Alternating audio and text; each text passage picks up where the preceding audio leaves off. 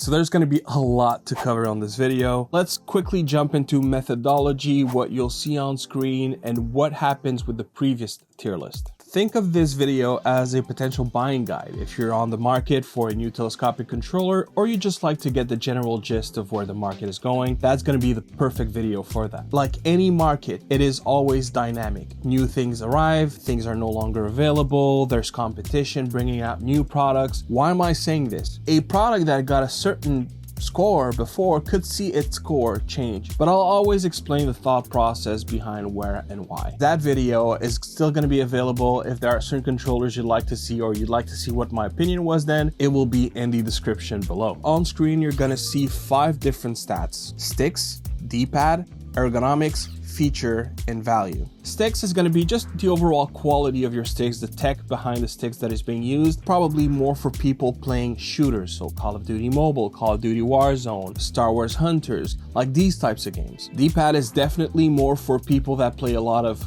fighters and for people that play a lot of retro games. There are many different ways that a D-pad can be good. The shape, is it good with diagonals? Does it create thumb fatigue? Is it great for command input? My score takes many things into consideration. If you have any questions, the comment section is there for that. Ergonomics is more for people that want to know what is going to be the most comfortable, what holds the best, what feels the best, and what is most likely more capable to give you longer play sessions because it just holds good and it feels good in your hands. The next one is going to be feature. That is also one where I won't be able to elaborate, but some controllers will definitely do more than others. For example, you have controllers that, while connected wired, will also give you a Bluetooth signal, which will provide you a much better compatibility with the devices that you'll use the controllers with, but also with other devices like a Switch, like a PC. And last but not least is value. And this is one that is probably very important to elaborate. The way that I look at it is, it's not because it's super expensive that it is not value. Ultimately, it's all going to come down to, okay, are you paying more for the best? Does it do the most? Is it comfortable? Is it future-proof? All these things go into the value narrative. What does this product do to make sure that if you buy this one, you probably wouldn't need a second one? Or at least if you have something that is extremely cost efficient, how much does it allow you to do based off of the price that it charges? These are all questions that I ask myself when I consider value. And then last but not least, while we will categorize all the products into different tiers, the order and specific tier is not going to be defined. I realized, because there are so many different reasons to like a product or dislike one, that I figured that layer needs to consider that we don't all have the same needs. That is why I will not classify within a tier. I will just position them in the order that I picked them in the box. But if you have questions about which one I prefer between model X and Y, feel free to ask. I'll be happy to answer, and I'll also give you the reason why. I'm a very generous person in my comments. Sometimes they're very long. I just like to talk. I just like to engage. I just like to give. I'm a giver. That's what I do. And the previous tier list, there were a lot of controllers that we talked about that I feel I don't need to talk about again. So I'll put the list on screen of the products that will not be returning. Again, if you want to see opinions about these specific controllers, my previous tier list will serve to talk about them. Of course, they will not consider them with the current market, the current landscape, but nonetheless, you should get some decent information there. Figured it would be best to just keep them out of the conversation because we've moved on and we're ready to talk about new products. And there's going to be a lot more controllers than in the previous tier list. I want to say about 5 or 6 total in terms of the number of different models that we'll cover. And we'll start with 2 different products that I do not have with me right now. One, I returned it, and the other one, I actually gave it for a giveaway. So the first product that I have in mind is the ROG Tessen from ASUS. I'm going to put it as a B. It has great sticks. The sticks are amazing on that controller. The buttons are nice. They're nothing special. They're decent. The problem with that controller is the value proposition. It is one of the worst, if not the worst, value proposition in the entire current landscape of mobile telescopic controllers. And it's not so much that the quality is not good. It's not so much that the components are bad. It's just you're asking too much for something that does not deserve that kind of price. Now, of course, ASUS are free to price their products whatever way they see fit. But at the end of the day, if you're buying that product and paying the price that they're asking you to pay, you're getting cheated because there are considerably superior products on the market for a drastically lower price point. I could make a restaurant and tell you that my burger is $100 and it's basically a burger from those golden arches, but I add a fancy slice of cheese rather than using the American. Is it gonna be better? That is questionable. That is arguable. But at the end of the day, pricing versus the market would make 0 sense. That's the ASUS ROG Tessen. But you know, what is there is nice. It has this nice aspect where you can fold it. I would tell you just buy a case for the one that doesn't fold, but it still does it. It's cool. It's a gimmick. The software is nice. I haven't seen it since. I know they were hoping to upgrade and bring new features. Good thing if they have. My gripe with it is not so much the software side of things, it's the hardware side of things. It's a small form factor. It's not necessarily the greatest in terms of ergonomics, and it rapidly loses its reason for existing due to the price point that it is. If you find it at a 50% sale and you like the brand, sure. I think it's already a little more justifiable, but even then it would still be a little overpriced. The next one that I no longer have because I gave it for giveaway was the X2s Bluetooth from GameSir, and that one I will put it as a C. Now, that one might be like, what? When I had it in my hands, the Bluetooth performance was okay. Nothing to write home about. It is a great controller overall. The controls feel good. They are reliable. So it's not so much that the product does anything wrong. It's just that while there are Bluetooth products that will provide you tremendously good connectivity, I found that it was not the case with the X2s Bluetooth. It's not like it was unplayable. It just wasn't anything special. The polling rate when I benched it was not great. While I think the brand is probably one of the most important one in the controller market, all types of controllers combined, I do think that one of their weaker offering in recent times is definitely the X2s Bluetooth. In my mind, it is in no capacity an end game controller. Yes, everything that is there is fine, it's decent, but the way that I see it, you buy that controller, you're gonna want a new one shortly after.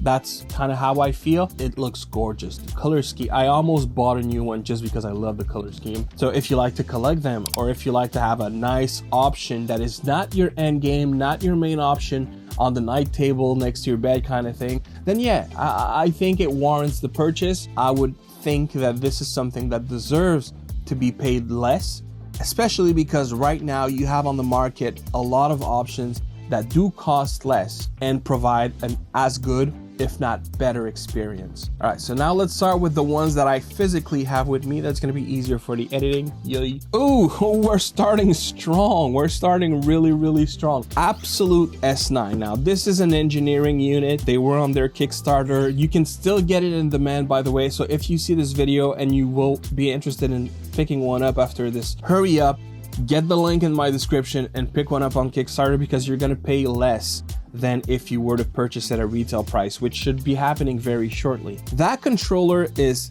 definitely an easily S. I could best describe this as the Swiss Army knife. It has a phenomenal D-pad solution, probably one of the best. Everything is really well designed on this controller. There is by far very, very, very few products that can compete with everything that you get with the Abxylute S9. And I have, I think, 3 or 4 videos covering this controller in some capacity, because it is worth the time to talk about it, and it is definitely worth your money to invest in. You can't go wrong with this. It can be modded for tablets. It has Xbox, PlayStation, Switch, Android HID mode, both wired and Bluetooth. It has an app that is phenomenal. I don't even want to talk too much about it because I have a lot of videos talking about it, and I could go on for easily 5 minutes just in that video alone. Take it from me, this is definitely one of your better options. And if you got to pick only one out of the entire list that we're going to talk about today, that would be a strong, strong, strong contender to be the one that I would recommend. The EasySMX M10. I'm going to put it as a B. Yeah, I'm gonna put it as a B. And the thing is, when thinking of this controller, again, I think a lot of what I said at the very beginning, which is that it is a dynamic market. It changes, it evolves. That's the part where it becomes tough, because it is great on pretty much every front. There's a lot of controllers that do more, but it's by no means a bad one. But the reality is, it's not so much that it's bad, it's that everything else is getting better. You have Hall effect sticks, which is something that a lot of people like. They have a very good feeling, they have great tension. Like, there's really nothing wrong with this controller. Again, the main thing is that there is just better on the market. It doesn't have a Bluetooth mode, mind you. So games like Call of Duty Mobile, if you're on Android, you're not going to be able to play with that, but for pretty much everything else you will. And if I recall, this is spoofed as an Xbox controller, so you will also not be able to play native PS remote play with this one. Overall, it's a good, small form factor, pocketable solution. I just think especially when looking at that market, we're starting to see new products coming out, and this one is it's getting surpassed by now. If you were to see this for 20 USD, yeah, that would be a good deal, honestly. I still think that it's being surpassed. It's no longer as relevant. The GameSir X2 Pro. That one, in my opinion, is also a C. The form factor of the X2s is one that, when done right, it has shown me that it can be appreciated more than I originally thought. And it has, you know, those nice back paddles, and the back, it's not so much that it is a back controller. It's the exact same thing as what we just talked about. It's just being surpassed at this point in time. And GameSir, I've noticed something. Every time they come out with a new product, they improve their software, but they don't seem to go behind and update the previous controllers. That doesn't mean that it has all the hardware to do everything that those later controllers do. There is a wide enough gap of time to make it so that you are actually very far from what the full GameSir experience is nowadays when going for this controller.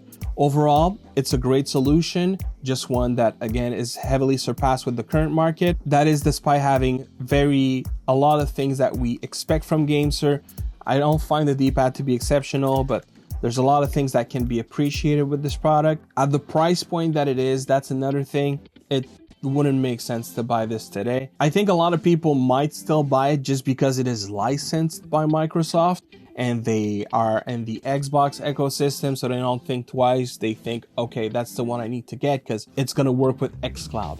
Every controller is going to work with xCloud. If for some reason there's a compatibility change over time, just get better xCloud. It is literally in the name, better xCloud, and you're going to fix the issue. Going for this product because it is licensed, honestly, makes you pay more. At least in this case, not every case, but in this case, it makes you pay more for less. There's no reason to go for this one anymore, so I will rate it as a C. Man, GameSir wants me to talk about them.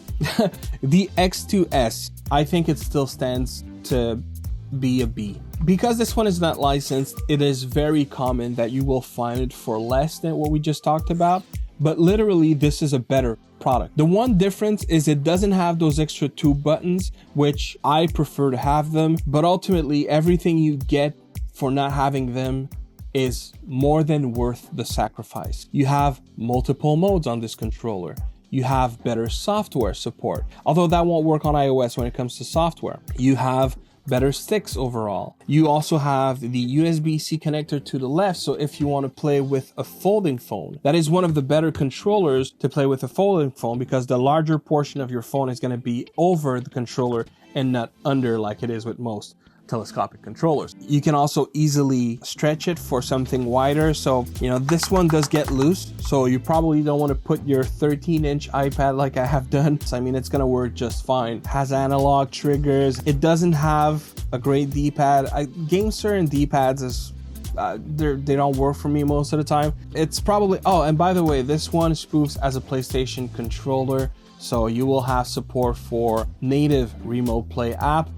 However, you're not going to get Call of Duty Mobile because it doesn't support Bluetooth. It's rapidly becoming a product that I would consider as legacy, which is crazy because I think it's been out for about a year now. This market is moving so fast, guys. Like, it's crazy how quick it's been moving in the past few months. Yeah, this is close to what I would consider to be legacy. So I wouldn't necessarily recommend going out of your way to buy it. Oh, the BSP, I believe that is the D10S. I never remember. So the one difference with the D10 and D10S is this right here. One has the cooling aspect, the other doesn't. Now the BSPs are extremely shockingly impressive controllers. I would put this as an A. I'm gonna put this as an A. I'm realizing more and more that having a cooler is important for many of you out there. This one, you have it, and for really not expensive, and you get the full form factor experience, like that great ergonomic. Now this is not a perfect controller by any means. It is Bluetooth. You have all the modes you could imagine, so Xbox, PlayStation, Nintendo Switch mode, Android, HIDs, and it stretches a lot, so you will probably be able to use small form factor tablets as well. These controllers will get you extremely far. It's shocking the quality of the sticks and the overall quality of the feel. Like, you can tell that you're buying into something that has an incredible value, but they have to make concessions to reach that value point. And when you hold it, to me, you kind of understand the quality of the plastic. It's not on par with some of the other options on the market, but to me, that is a great solution if you want a second and a third, because you want something with a cooler to see if it makes a difference for you in your gaming. You want something to keep on the night table. You want something that you like to leave a few around the house because you don't like to bring them all around and then you forget where you leave them, and it's gonna get you far. That's the one thing that with these controllers, I keep being so shocked at how far they'll get you. And this is no exception here. The D-pad is also quite decent. The buttons, I mean, shoulders are a little noisy, but not the end of the world. You have analog triggers, and you also have rumble. I forgot to mention, you have rumble in these ones as well. And we're talking about the rumble that supports the new API. So you won't run into compatibility issues. If the device and the game that you're playing has rumble, it's gonna rumble. It rumbles on the Switch. It even has gyro feature, like off the wazoo. It's so complete. Definitely an A, easily. Oh, the very famed Galileo G8. So this is going to be shocking to probably a lot of you. I don't consider this to be an S anymore.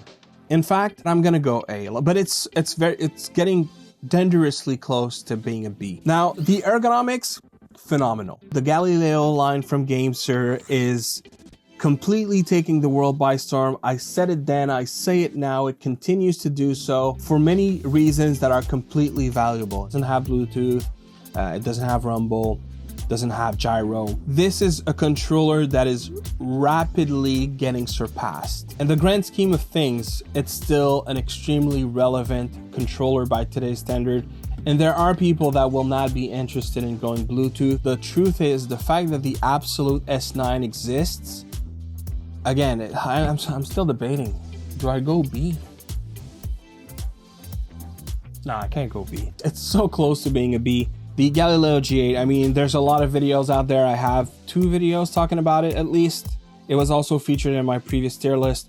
Great controller, slowly starting to get less and less relevant, but GameSir is keeping it alive by having those color scheme, which honestly I welcome. I like the fact that there's color scheme. I think that's great. So there you have it, the G8. The Backbone 1.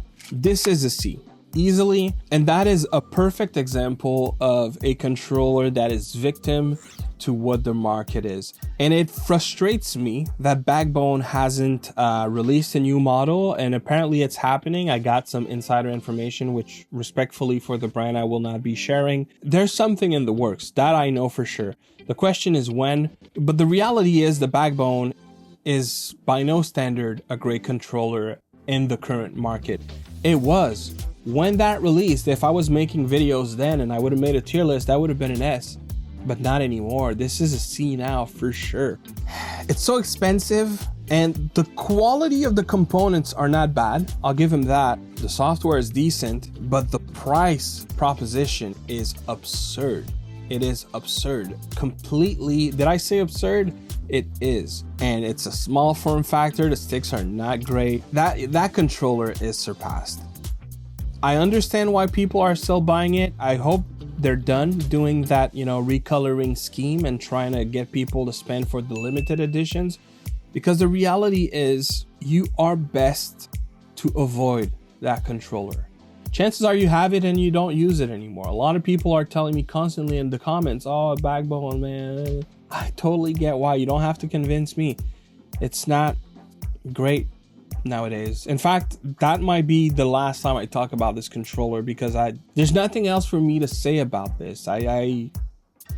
Yeah, it pains me to say, because they have been such a pivotal point for the telescopic mobile controller market, but either they are scared of what the competition is doing right now, either they are really taking their sweet time to release a phenomenal product, and I hope it's the latter, because I want to see them succeed. I don't have anything against the brand. If they bring out a great product and, you know, the value proposition and the quality is good, and I don't mind paying a little bit more because they put their name out there, they made a name for themselves, that's okay.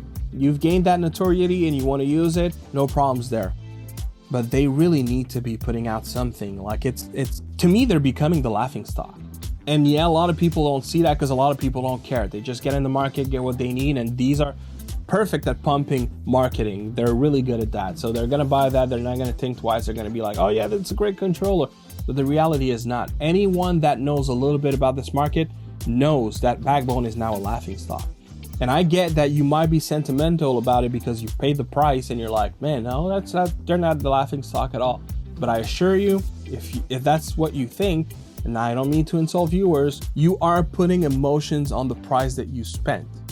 But from an objective point of view, this is not a great proposition.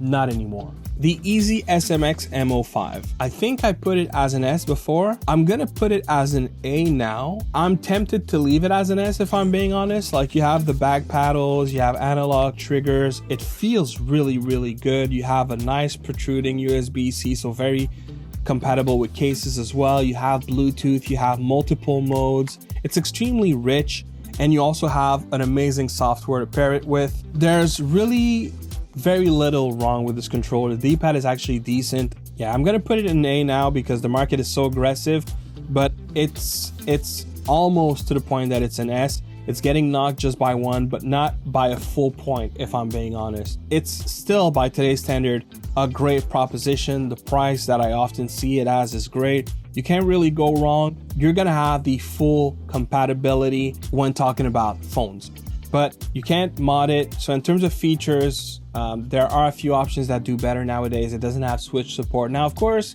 most people would be like, well, why would I even want Switch support?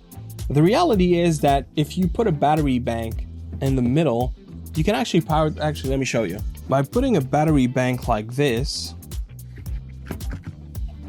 effectively, that gives you a Bluetooth controller, and because it supports Bluetooth, it could work for Switch, but I'm pretty sure it doesn't have a Switch mode, which I don't really take a whole lot off of it. But when you start considering that there are options that even give you cooler and things like that, that can be modded, or that can be a little more ergonomic for a similar form factor, it's starting to get knocked down a little bit. It's so close to being an S. Still, I'm gonna leave it as an A, the EasySMX M05. I just reviewed that one, the GK02, and I don't know what it is with this controller. Every time I grab it and I play with it, I love it a little more. It's shocking. I'm gonna put it as an A. While I don't feel like this controller could be an S, that is a controller that effectively knocks the M05 by a division. And I said it in my review, and I'm gonna say it again here. I was so ready to hate this thing. Not that I just want to hate, but I thought it was going to be cheap, and don't get me wrong, it is, but not to a degree that it's unacceptable. And it has a cooler. The fact that it's Bluetooth make it so versatile. You can use it with the Switch. It has extra paddles. You have software support. I mean, I'm like, I gotta give that product credit. I mean, it does a lot considering the price point. And I know a lot of people are gonna be like, what? But the fact that it doesn't have Hall effect sticks caught me off guard. Because literally when I review this controller, and yes, it has a very aggressive curve in the inner dead zone, but I was like, oh yeah, no, that's gotta be Hall effect because it moves so fast. And this is something that is very common with Hall effect, the high sensitivity, and the sensor just kind of pushing forward than you would expect in the moment. The more I played with it, the more I was like, oh wait, no, it's just that it has an aggressive curve, but it's extremely consistent. And that's the thing. When your stick is consistent and you do what I do for a living, you quickly get adjusted, because that's what I do. I test controllers all day. So for me to pick it up and be like, oh yeah, no, and then within 5 minutes be adjusted and feel that my aim is already doing a lot better. During my video, I didn't express it, but during my video, I was like, no, there's no way this is Hall effect. And when I went to look at the specs, effectively it isn't. And that actually is a benefit. And we have to keep in mind, and yes, I get it, oh, stick drift. But guys, you can get that for 20 USD. 20 USD, I mean, that's like what, 1-2 combos at McDonald's? It's crazy. So do I care about stick drift if it drifts in a year? Not at all, not even a little bit. I do not care at all. Now, it doesn't have the greatest Bluetooth performance. It is kind of similar to what I was talking about with the X2s Bluetooth. With that said, I do find that that one gives me a better feel in terms of latency. And now polling rate is not latency, as we know. So I find that this one gives me a slightly better result, and then you have the benefit of having a cooler. And since I reviewed, I'm getting completely off track, but since I reviewed the GameSir Pro XR glasses, it completely expanded the way that I consume my gaming because of those glasses. And that made me realize how important Bluetooth controllers are, especially telescopic controllers. Because you have the ability to put in your phone and just as fast remove it, put in your glasses, sit your phone, and use that as your controller. And that is something that you just cannot achieve with a wired solution that this can do. Now, the other thing is, because it is Bluetooth, it will liberate the port from your phone. Yeah, this is an A. I'm sorry, I'm harping on this product, because every time I pick it up, I swear, every time I pick it up, I'm like, oh wow, it has this nice nostalgic feel. It's not perfect, but it does a lot for 20 USD, oh my lord. Yeah, definitely. The GK02 is a great solution, one that I'm still coming to love more and more every time I pick it up. So there it is. I said the JK, I'm sorry, the JK02. That's because I'm French. Our G and J sound is different. It's the opposite in French. The BSP-D8 Pro. Man, that one's hard.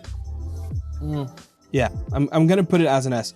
So I think this is one of the few, possibly the only exception, where I'm pretty sure I just knocked it up a rank versus my previous tier list. You have a controller that was priced so aggressively and so rich in features that we're having new products come out on the market, and it shines an even more positive light on this product. And this is that controller. The BSP-D8 Pro has very good ergonomics. It has that signature, super duper feature rich BSP that we have come to appreciate. It has a PlayStation layout in terms of the face buttons, although you also see the Xbox one, but it's something that is rare. You have some nice RGB when you power it. You have a very nice D-pad, one of the better ones. You have extra buttons, and then you have so many different modes, and look how far this stretches.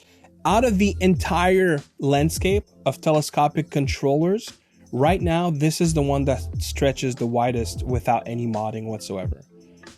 So your compatibility with devices is through the roof. It supports Nintendo Switch, it has gyro, it has rumble, not the best rumble. And see, that's the thing. It's like the other one that I talked about, the D10 or D10S. Also, when you hold it, you can tell that the quality is not on par with something like a Galileo or something like a Kishi Ultra or an Abxylute S9. But as long as it works, sometimes that's all you need. And that's gonna work everywhere. And that's gonna allow you to do everything. All while retaining that Bluetooth aspect that I talked about just a second ago. It enables you to utilize your phones and tablets and Nintendo Switch in a way that you wouldn't be able otherwise. It's an S, it's gotta be an S. It's just so good. Much like the JK02 that I just picked up. That's one controller that the more I use it and it keeps working and it keeps being reliable, the more I can't help but think they really achieved something impressive with this one. So definitely an S. Talking about the beast, the Kishi Ultra, and this one is going to be a B. Yes, very good, amazingly good. Stupid value, makes no sense, absolutely absurd. And to this day, you will still have issues with rumble on iOS. Honestly, there's nothing wrong with this controller. You might have issues when using Android because it doesn't have Bluetooth. You know, it doesn't have gyro. It does have rumble. The rumble definitely works better on Android than it does on iOS. It has very nice software. There's really nothing wrong with this controller. But again, it's all about having a market that is dynamic and it's changing too fast.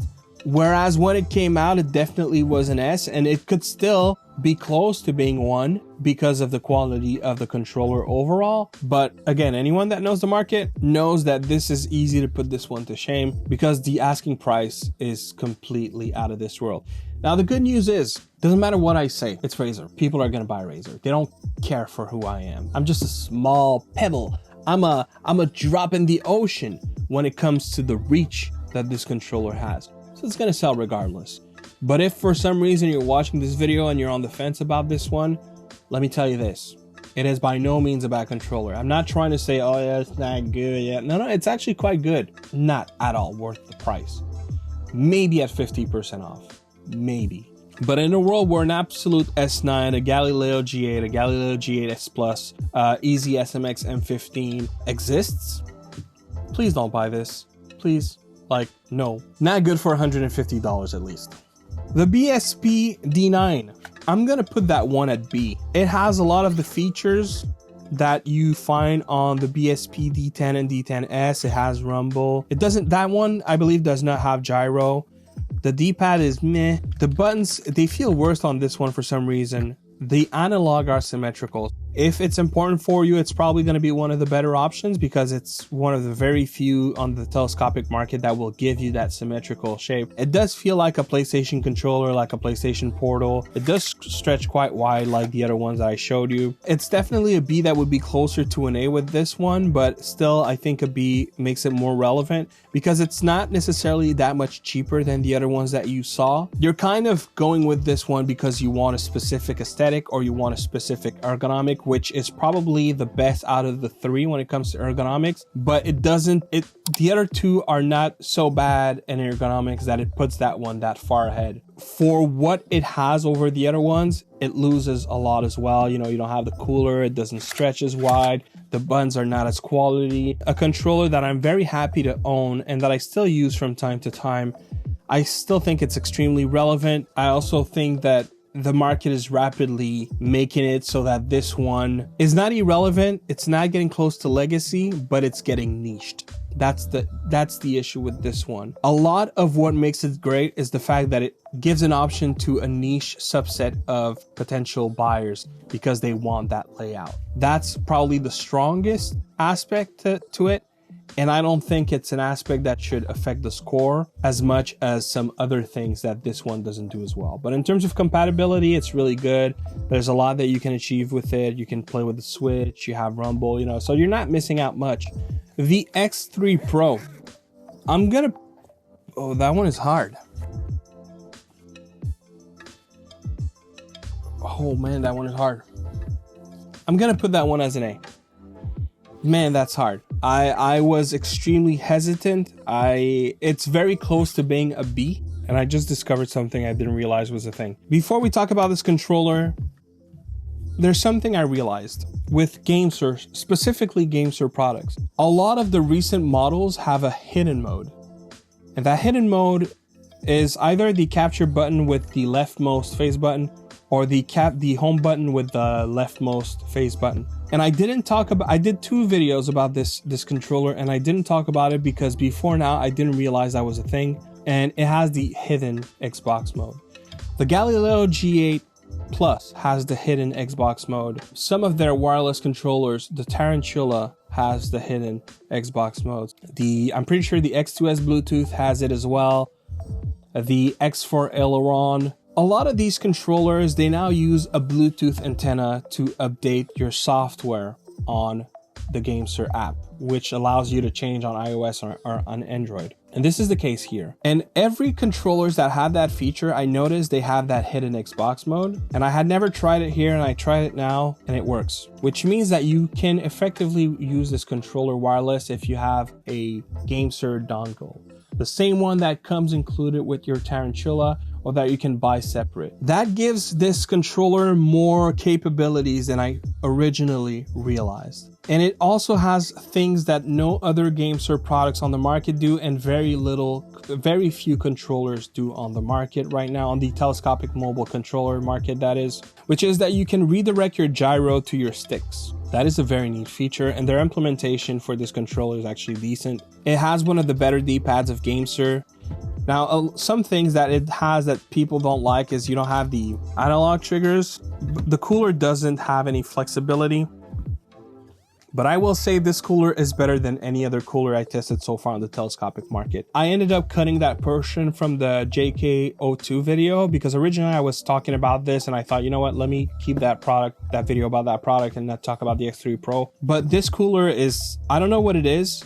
It doesn't matter where I am in the world. I pick it up and I touch it and it's already cool. Whatever chemistry that they're using, and I think that rubber has something to do as well. It's extremely efficient. And when I used it, it pulled the heat off of my phone so much faster than the JK02 did. It has very specific features. It's a very specific product for a very specific customer, but it is one that is executed with extremely high level of precision. Personally, I love the look. I love the case that comes with it. And this even has like a super mode if you crank up enough power into it. Yeah, this is an A. And now knowing that I can use it wireless, I just realized that as I was making this video. Yeah, it's a controller that I absolutely understand why people would be like, yeah, no, that's not for me. I don't want it. I totally understand if that's you. But the reality is that if you see value with that product, it's extremely good. It's really extremely good. Man, not only is it an A, I feel like I'm gonna have to play some more with this. Yeah, this is an A for sure, for sure. The GameSir Galileo G8 Plus. There's a lot that I gotta say about this controller. Number one is, you might have noticed, I'm using the PlayStation buttons that comes from RRtronics Creations. Send that so that I could test them out. Thank you very much. These have magnetic buttons, and that's something that I've seen a lot of people say that, oh, I wish I had PlayStation buttons. And I'm still keeping my original ones. They're right here. At least I wish GameSir would have their proprietary solutions for that, but I love the fact that there is an option out there. So thank you very much, RRtronics, for sending that one out. And when it comes to the Galileo G8 Plus, they have just released 2 new color schemes. Oh my lord, I want them so bad.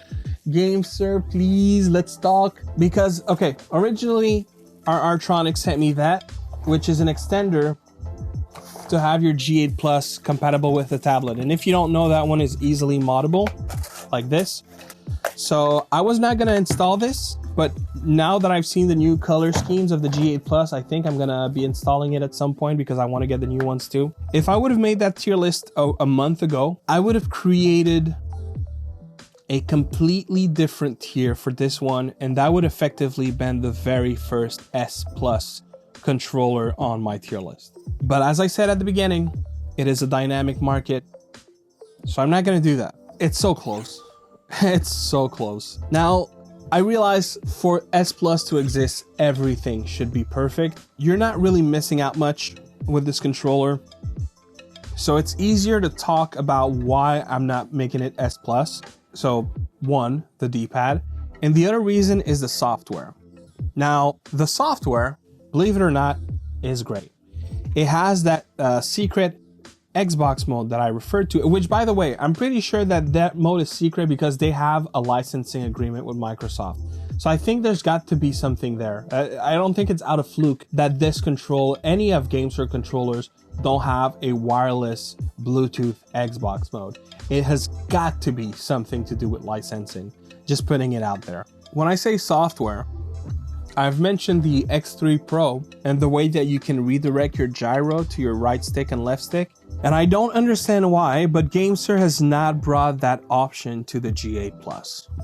And I think it's unfortunate because there's really no reason for that not to be part of this controller. Sometimes I wonder if, not if, GameSir is tied to other companies. Whether it's where it starts or if it's a subsection of a larger company, I don't know which it is. But GameSir is constantly showing the world just how far their reach can go. And with such amazing value, they are on a league of their own. I don't think people realize how quickly and how impactfully that GameSir is currently transforming a lot of controller market. When they enter a space, they immediately put a stamp on the fact that they're entering that market. The Tarantula is that controller. The G8 Plus is that controller on the telescopic market. In fact, the G8 was before it. They are taking the Xbox controller market by storm. They have phenomenal calibration. Now, you may not like the component, you may not like the aesthetic, because there's a subjective notion. There's a lot of things that you may not like about GameSir products, but objectively, they are capable of bringing products to market that can cater to so many people for such an affordable solution. And you know, the funny thing is, I used to hate that company, dead honest. And we're gonna talk about it soon because I have a little bit of a surprise in my box, but I am glad. Just like I've never been a big fan of Apple, and yet I have an iPad and iPhones, and to me, it's more important to put my biases aside and allow myself to experience a brand and their products to see what changed, what evolved. And I used to hate GameSir so bad, but they've converted me. They've converted me. And I'm proud of myself for allowing myself to re-experience a brand and what they have to offer and see the value that they bring. But I gotta give credit where credit is due. GameSir converted me not because of their brand. They solely did it by the quality of their products. So they deserve the credit, because it's one thing to have me start at neutral and convince me. It's another to have me start at, negative and bring me to such a high positive. The G8 Plus, I mean, if you don't own it, you're missing out. Simple as that. You have to have this controller. And I was talking a little earlier about the ViTR Pro and the way that they've expanded the way that I game. That controller is a pivotal aspect to what I was talking about. Oh, and because I have somewhat of a platform when it comes to controllers, GameSir, we need a G8 with a cooler, please. Well, we need a G8 Plus with a cooler, please. Please. Or, hey, how about a gametechtalk special edition, yeah? The EasySMX M15, one of the very few controllers on the market that I can effectively say managed to dethrone the Galileo G8. I'm gonna put A. This one has Bluetooth. It has great quality controls. It doesn't feel as quality as the Galileo, but it's absolutely acceptable. It has a better D-pad than the Galileo. The sticks are great. I mean, you have some features that you don't have. You don't have the swappable magnetic faceplate or the magnetic buttons, but there is very little missing from that controller. It goes by different names. This is the EasySMX M15, but you have the Memo S3. You have now the Explorer, which is new to market. And I'm going to be reviewing a new one that has a completely different look, but is effectively what seems to be the exact same product, but it has a feature that this one doesn't. So I'm excited to see what that's going to be all about. It has an accessory cooler. That one is the Memo one. I don't think EasySMX markets that one. Overall, extremely good. Can't really go wrong. Very, very well balanced. I think that's the one thing with this product is where you have the Galileo G8 that does achieve better things compared to this one just strikes a better balance overall. That's really what makes it so good. It's really a great product. There you have it. The EasySMX M15, the cooler accessory. I'm not gonna score that thing, but it's cool that there is an accessory compatible with that product line. I will debate that it's a little useless in terms of efficiency, but it's cool nonetheless. Well, here it is, the Memo S3, but this is the tablet edition, And that one I will put as an S, because ultimately it's the same controller. You have software support, by the way. They both can do up to 1000 hertz pulling rate, which is still extremely rare on the current landscape. It is really a phenomenal controller, but the tablet just is more versatile overall. Much like the other one, you could do the Bluetooth trick and just power this controller and use it Bluetooth. Now that battery bank is not large enough, so I wouldn't want to use it like that, but it's going to work with phones. Most phones, you're still going to be able to use that controller just fine. It has a protruding USB-C. So because the tablet mode is just overall more versatile, that's why I'm going to give that one an S.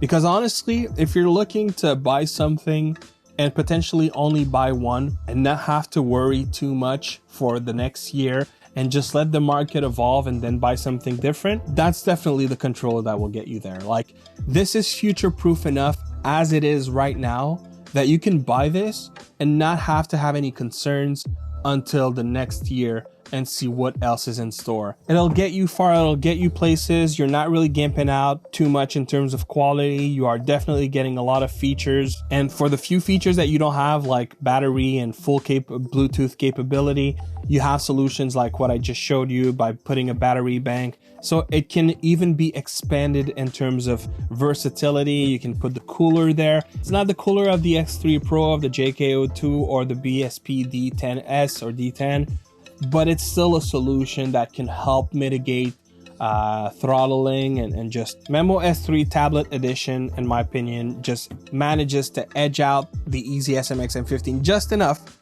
that it goes up in one tier. The Scuf Nomad, I'm gonna put as a B. The major issue with this controller, and I've talked about it over and over again, is the fact that it's discharged. Like it's very simple. If I plug this controller and I let it completely charge and I game with it and then I store it for maybe a week later when I want to play with it, guaranteed there's no more battery in this thing. It's one of those controllers that constantly needs to be plugged. It only operates Bluetooth, so it's a fully wireless controller, but it also only works on Apple devices. Apparently they are working actively on getting Android, and if they are, I would assume that the reason is because maybe they're not seeing the sales that they were hoping to see. And I think if it would have supported Android now, it might have gotten bumped to an A. The thing with the Scuf Nomad is it's a controller that every time a new controller comes out, this one is becoming less and less relevant. What saves this one from a lot of the very aggressive options that we see from the Chinese market right now is that this one is particularly good at one thing. It's really good for aiming. And there's a lot of features that other controllers have, for example, gyro, rumble, that you don't have here. You don't have charging pass through. Like it's rapidly becoming weak in terms of features, but it has an ergonomic style that makes it stand out for shooters. And if you are a shooter person and you want the symmetrical over, which is extremely rare, that controller definitely has a very unique approach on the market, but it also has a lot holding it back to be bumped to a tier A or tier S. What I would hope to see with the Scuf Nomad, if being honest, is that as soon as possible, Scuf makes that one legacy, or they knock it down in price and they come out with a V2. I think Scuf right now with this controller has one of the stronger foundations that the low form factor market has. It's just, there's a lot of reasons to not like this controller, just as much as there are a lot of reasons to like it. They just need to strike a better balance and it'll be golden. That's a surprise, and that's the one that will have a little bit of a story time. So I bought this on release. This is the famed one, which has the Egg NS emulator support that made people dislike GameSir right off the bat. Blueprint of the X2s, the X2 Pro. I found this in my box about a week ago. I was trying to clean, and look what I noticed. Even back then, we could do that. Now it doesn't stretch as wide, but they already employed the coil system. It was already stretchable even then. The software is, you know, it's gotten so far, and they don't go back and upgrade their controllers. So there's very little that you can do in terms of tweaking with this one. The D-pad is not great, but believe it or not, When that came out, that pretty much put the entire market to shame. Now, the reason why I said I was going to have a little story, the reason why I used to hate GameSir is I bought this controller and I didn't use it a whole lot, but I was like, okay, I like where this is going. And then they released their X2 Lightning, which was for iPhones. It was basically that, but with a Lightning port. And they released the X2 Bluetooth. Both were bought from their own website. So I remember back then there was a thing about having fake models, whatever, BS, if you ask me. But back then, literally, the X2 Lightning, I put it in my phone and I released it, and around the connector there was a metal band, and that metal band came undone. And the controller would never connect again. I tried reaching out to them, I tried getting service, I would never hear back. So I was like, okay, wow, that's interesting. And then the X2 Bluetooth, the first update that came out, I plugged it, I started the update, stayed stuck at 99%. I kept it there for, I want to say, easily 5 hours. At some point, I thought, you know what? I have to disconnect it. Let's just hope I can apply the firmware upgrade again. And I disconnected it, and I knew I shouldn't, but it had been 5 hours stuck on 99%. At that point, it was never going to happen. And lo and behold, when I disconnected it and connected it back, it never worked again. And both these two controllers I just mentioned, the X2 Lightning and the X2 Bluetooth, I used once each controllers. So I was like, and again, I tried to reach out to GameSir, I wouldn't get an answer, no reply. The products were never exchanged in terms of warranty. I was never getting any assistance. Now GameSir are a lot better, and that's why they managed to win me back. It's not like it's the first time that I hear about a company doing something like this, especially when they're small. If there is evil, end quote, I much prefer it to be a necessary evil. And to me, that's what happened then. That's what I account my experience to now with clarity, and with having seen how GameSir evolved, is that they were a smaller company. They didn't have probably the cash flow. They didn't have the licensing that they have now. But to know that they've used their growth, their visibility, to expand into the brand that they are now, it's in situations like that that I'm like, you know what? I got screwed out of almost $200 back then. I'm okay, because I feel like those $200 have served a purpose, so that now we can have something like the GameSir Galileo G8 for less than what I had paid the X2 Bluetooth at the time. That controller, I was happy to find it. I knew I had it somewhere in boxes, but it kind of is an emotional controller for me to remember where my relationship with GameSir started and where it is now. And that's why I'm probably never going to get rid of that controller, but it is a D. Don't get me wrong. This is absolutely a D by today's standards. I tried using it again and I almost puked in my mouth. That is not a great controller at all by today's standard. This is a D. The X4 Aileron, I'm going to still leave it as an A. I know a lot of people are like, oh dude, that controller should be an S, and I get it, but that's the thing. Anyone that went to my previous tier list and told me that should be an S, you are the exact proof of why I praised this controller in the first place. I've said it then, I'm going to say it again today, and I'll probably say it again in the future. This controller is designed for a subset of customers, for a niche. But if you are part of that niche, this is probably the better option, and I get why. I absolutely, totally understand why. And this is what makes this controller so great. The quality is outstanding. It is, in my opinion, probably their best licensing controller on the telescopic mobile controller market so far. It's stupid good for the right customer. That's why it's not an S, because it's not made for every customer. And it's important to acknowledge that. It's also not cheap, but if it is for you, I know that you're gonna love it to death, because it does a lot of things that no other controller do. And despite having that layer to it, it does it with great quality, great components, great buttons, great software. Easily an A, very hard to beat. The GameSir X4 Aileron is a subset and a subset. So to my opinion, it is a niche and a niche because of what it does. But in that niche, they are the best by far. And the very last one, the GamWing AoBing. I just reviewed that one. I'm gonna put that one as an A. If you're interested in the EasySMX M15, that's like the interesting alternative. It's much like the JK02. That's a controller that does surprise me. The more I pick it up, the more I'm like, yeah, it has some quality to it. I recently reviewed it. It's not perfect by no means, but it is an incredibly good value proposition. One that is hard to beat on the current market. And it's extremely rare for controllers to have the 3.5mm jack. This one has it. And I completely noticed by mistake, this controller, and I don't think any other controller with the 3.5mm jack does that I know of. It's not even listed as a feature. It's something I completely discovered by mistake. This, whenever you plug this, it will serve as a USB-C to 3.5mm solution. Why is that important? I mean, it's probably a use case that most people wouldn't need. You would want to have your phone connected while playing on your PC, because it does have Bluetooth support, this one. So you want to use it as your PC, but you want to use your phone as the battery to power your device.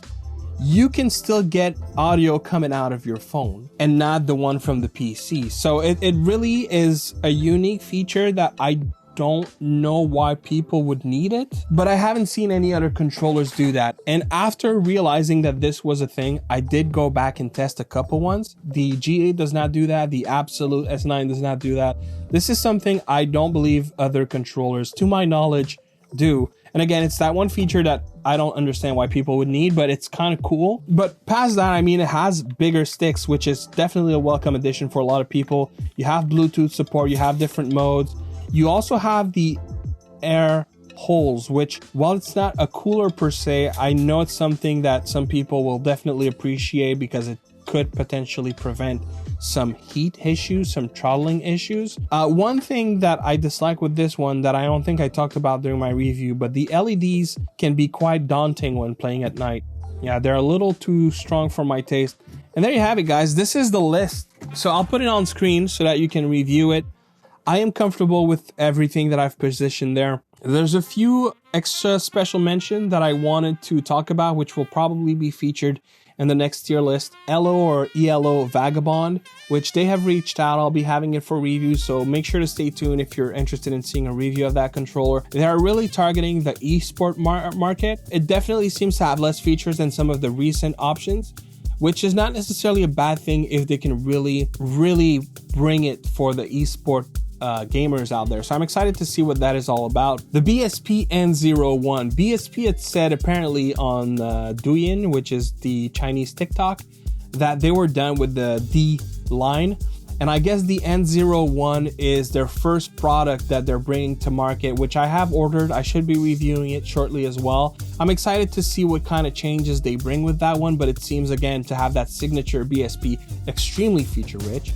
Another special mention is the BSP N02. Now that one should come out in 2025, and that controller, in my opinion, will probably be the new flagship from BSP when it comes out. It seems to be a Razer Kishi with the Rogue Tessen gimmick, all the features you could ask for, RGB. So it's going to be very exciting to see what that controller is going to be all about. I'm hoping that it is the controller where BSP is like, F it, we're just putting everything we got into that one product, and we hope to release a banger. And if that is, that could be an S contender. So I'm excited to see what this is going to be all about. There's the Legion G7, which is a rebranded G8 effectively. You know, it kind of has this neat feature where it extends so you don't need to mod it for smaller tablets. And then last but not least, you also have the GameStop Raptor 8, which also is a rebranded GameSir Galileo G8. Man, GameSir are on a roll. Guys, that is it for this video. I've been recording for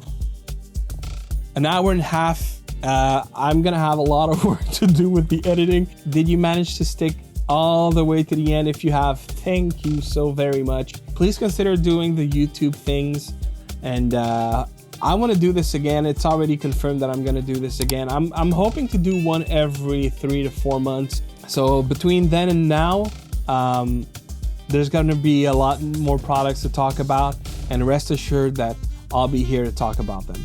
Thank you very much for watching, and I'll see you on the next one. Peace.